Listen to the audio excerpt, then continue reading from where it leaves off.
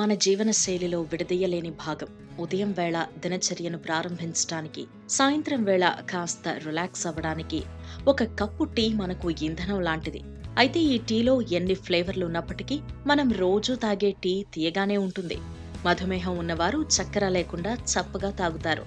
Tea అంటే ఇష్టపడని వారుండరు. చాలా మంది ఉదయం కాగానే ఎంతో ఇష్టంగా టీ తాగుతారు. అయితే టీ ఆరోగ్యానికి మంచిదే, కానీ అతిగా తాగకూడదంటారు వైద్యులు. మరి ముఖ్యంగా టీలో అధిక చక్కెర అస్సలే వేసుకోకూడదట. కొంతమంది టీలో అధికంగా చక్కెర వేసుకుంటారు.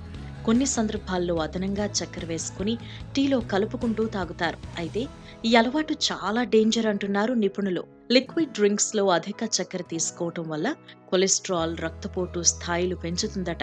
అంతేకాకుండా ఇది గుండె ఆరోగ్యానికి చాలా హానికరమని చెబుతున్నారు. షుగర్ అధికంగా తీసుకోవటం వల్ల మధుమేహం, బరువు పెరగడం, ఊబకాయం సమస్యలు ఎదురవుతాయి.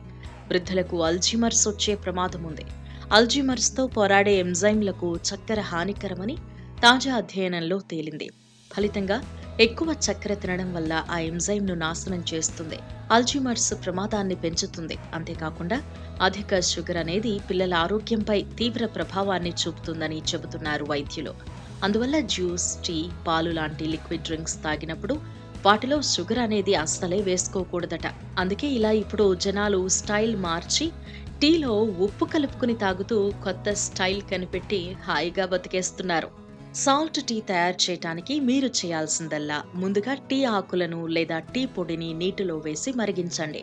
మరిగిన డికాక్షన్ కప్పులో పోసుకుని ఒక చిటికెడు ఉప్పు వేసుకుని తాగడమే.